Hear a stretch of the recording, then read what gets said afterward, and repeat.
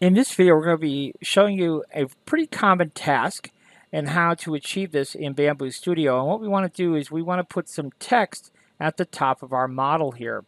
And so to do this, we're just going to go into the text tool here in Bambu Studio. Let's type in my name. Okay, we'll hit enter. For the thickness, let's do 5mm thick. Okay, so there is our name. And we'll just move it up here. Now it's way too big for the space that we have available. So let's go ahead and scale it down a little bit. So we want it to fit in between these two pieces here. Okay, so now that fits in between the two. So that's good. But what we want to do here is we want Kevin to sit right along that edge. Okay. Now, there is a way for us to calculate where that edge exists, but we can also just kind of manually move Kevin. So how thick is Kevin? Let's go ahead and make it 16 tall. We'll make it a actual dimension here. Not that that's really that relevant, but in the Y position, let's set that at 150. All right, so now you can see what the problem is here. That's kind of embedded in the model. So 150 will not work.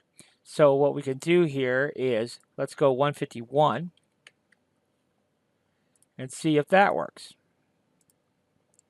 We want it touching.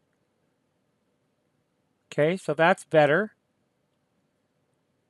But you can still see that we're got that E there. So now we'll go back here and let's do 151.5. And that's probably as close as we're going to get.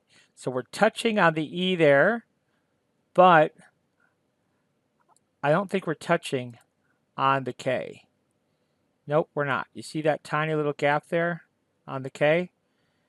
So all of those are not touching. So we'll go back and let's do back to 151. Okay, and now everything is touching.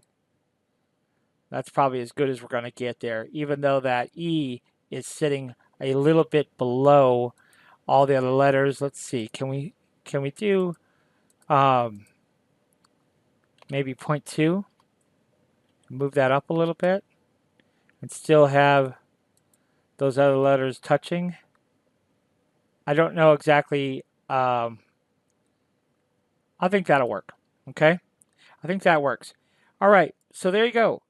There is our custom text. Now, in order to print this, let's just go ahead and slice it the way it is and see if we get an error message. We should potentially get an error message.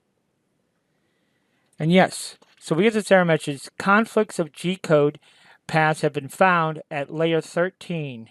Okay, and so essentially what that's saying is there's a conflict here.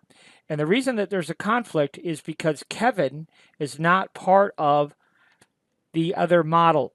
So we select both of them. So to select both of those pieces, we could hold shift and just drag, or we could select our text and shift control the model and then right click, and we're going to create an assembly. Okay, that's very, very important. We have to have those two together. So now when we slice it, now we will get a slice OK, because the way the slicer is going to look at those two pieces, it's going to look at those two pieces as one. So there you go. So now there's no more conflict. And that is how easy it is to add custom text to this model. So I hope that helps you out. Thanks for watching.